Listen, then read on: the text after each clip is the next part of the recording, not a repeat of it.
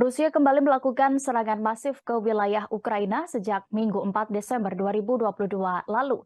Namun hingga kini tampaknya Ukraina mulai melakukan serangan balasan yang tidak kalah brutal dengan roket HIMARS MLRS ke wilayah Republik Rakyat Luhansk atau LPR. Dilansir tas.com, pasukan Ukraina menembaki kota Alchev di LPR menggunakan 4 peluru HIMARS. Pengeboman terhadap Alchev terekam oleh formasi bersenjata Ukraina pada pukul 7:05 waktu setempat. Misi LPR di pusat gabungan untuk kontrol dan koordinasi masalah yang berkaitan dengan kejahatan perang Ukraina pada minggu kemarin. Wali kota Albert Alsev melaporkan sebuah asrama perguruan tinggi industri di Alchev hancur dalam penembakan tersebut. Namun ia bersyukur tidak ada korban jiwa ataupun luka dalam penembakan oleh angkatan bersenjata Ukraina menggunakan HIMARS MLRS.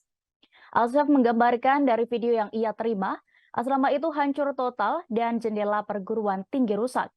Terbaru, pasukan Ukraina kembali menembaki distrik Vorosilovsky, Donetsk dengan MLRS Gard pada hari Senin pagi dengan menembakkan 10 roket.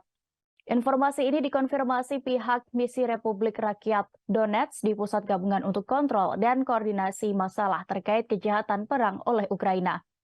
Penembakan oleh formasi bersenjata Ukraina telah terdeteksi pada pukul 3:49 dari pemukiman Tonenkoye menuju kota Donetsk, tepatnya di distrik Vorosilov dengan 10 roket Grad ditembakkan.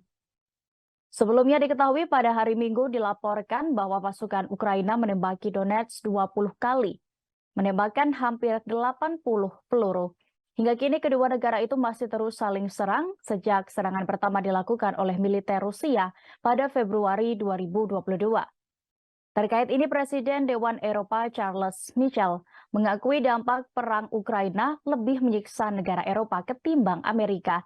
Di sektor ekonomi, Presiden Dewan Eropa itu menunjukkan dampak konflik Rusia-Ukraina di Amerika Serikat tidak sama dengan yang dialami negara-negara Eropa.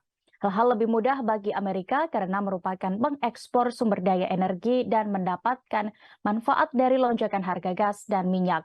Sementara Uni Eropa harus membayar harga, yakni minyak dan gas yang mahal